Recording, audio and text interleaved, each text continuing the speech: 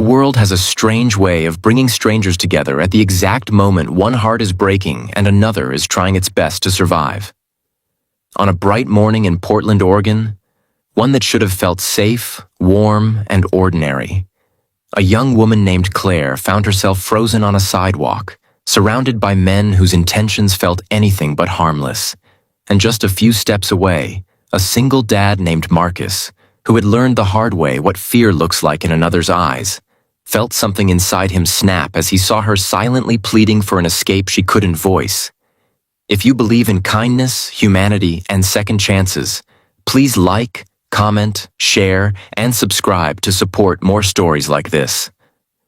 Marcus had been walking his 8-year-old son Noah to school, their usual morning routine, filled with chatter about math quizzes and baseball practice. But this morning, Marcus noticed Claire before Noah did. A trembling young woman clutching her bag to her chest, her breath quickening as 3 men stepped into her path. Their stance wasn't violent, but it was predatory. Leaning forward, smirking, blocking her from passing. The world around them carried on, cars moved, people scrolled through their phones, and yet Claire's fear sat trapped in the sunlight, unnoticed by everyone except Marcus. Claire had already been having one of the worst mornings of her life. After waking up to a message from her landlord demanding overdue rent she didn't have, she'd rushed to her part-time café shift only to find it canceled because of low customer turnout. Feeling useless, invisible, and one step away from losing everything she was trying to hold together, she took the long walk home to clear her head, but trouble found her anyway. Life had been unfair to her before, but this moment, being cornered on a public sidewalk with no strength left to defend herself, felt like the cruelest blow of all. Marcus knew that feeling too well. He had experienced powerlessness years ago, when his late wife Hannah had fallen sick unexpectedly, and he couldn't save her no matter how many nights he spent praying.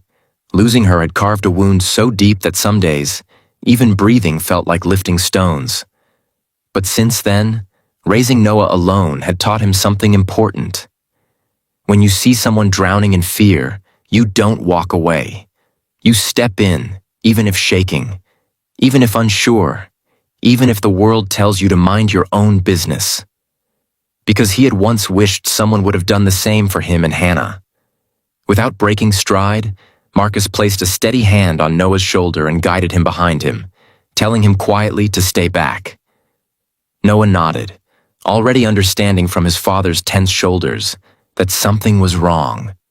Marcus stepped forward, his heart pounding but his purpose sharper than fear. Claire was staring at the ground, her eyes darting, her fingers shaking dangerously, as though she was 1 second from breaking down. And Marcus knew that kind of trembling, that helpless moment when your body betrays you because the world feels too heavy. He stopped a foot away from her, extending one arm slightly in front of her in a protective gesture.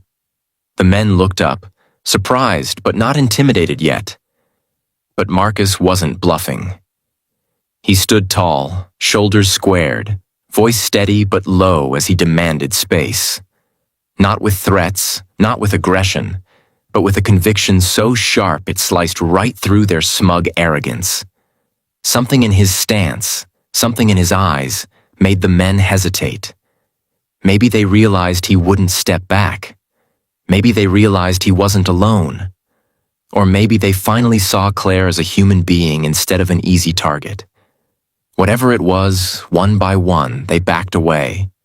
Not apologizing, not ashamed, but defeated enough to disappear. When the street finally felt safe again, Claire found herself standing there in silence, unable to keep her tears from spilling. Shame mixed with relief, and she dropped her gaze again, embarrassed that strangers had seen her, afraid Marcus didn't ask her what happened. He didn't interrogate her or make her feel small. Instead, he simply guided her a few steps away from the spot, ensuring Noah was close but out of earshot, giving Claire a moment to breathe. The warmth of his presence alone felt like the first shelter she'd had in weeks. Claire confessed in shaky breaths that she had no family nearby, no real friends left after losing her job, and no one in Portland who even knew she existed. She didn't know what hurt more: the way the men had cornered her, or the fact that not a single passerby had stopped. Marcus listened quietly because he knew brokenness when he saw it, and he also knew that sometimes being listened to could save someone more than anything else. Noah gently approached then, offering Claire the tiny granola bar he usually saved for recess. Claire had never seen a child look so empathetic. It made her cover her face and sob. Soft, painful sobs that carried months of exhaustion. Marcus put a careful hand on her back, not too close, just close enough to remind her she wasn't alone. As they walked her to a nearby café to sit down and gather herself, Marcus realized something surprising. In Claire's shattered voice, he heard echoes of his own loneliness. In her tired eyes, he saw the same heaviness he carried around after Hannah died. It didn't make him pity her. It made him understand her. And because he understood, he couldn't walk away. In that quiet cafe corner, Claire admitted how close she was to losing everything: her apartment, her job search efforts, her sense of hope. She hadn't eaten since the previous night, trying to save money. Marcus didn't lecture her. He didn't judge her. He simply ordered her food and told Noah to pick out something for her to drink. It wasn't charity. It was humanity. As Claire ate, she confessed something even deeper: that she used to believe in kindness, in good people, in small miracles. But life had stripped those beliefs from her piece by painful piece. Marcus, hearing those words, felt a familiar ache. He too had once lost hope. But seeing her in this moment reminded him why he'd fought so hard to rebuild his life. For Noah, and for himself. When Claire finally stopped shaking, she whispered that she didn't know how to repay them. Marcus told her she didn't need to repay anything. Sometimes, life gives you strangers who hold you together for a moment. Not because they owe you anything, but because someone once held them together too. But Claire's story didn't end there, and neither did Marcus's. Over the next few weeks, their paths crossed again and again. Claire found comfort in talking to Marcus. Feeling safe for the first time in months, Noah adored her, asking about her during homework time, insisting they bring her muffins from the bakery they visited every Saturday. Slowly, Claire found strength. She found laughter again. She found hope again. And Marcus found something he didn't expect: light. After years of raising Noah alone, dragging himself through grief, and believing that love had abandoned him, he began to feel something shift.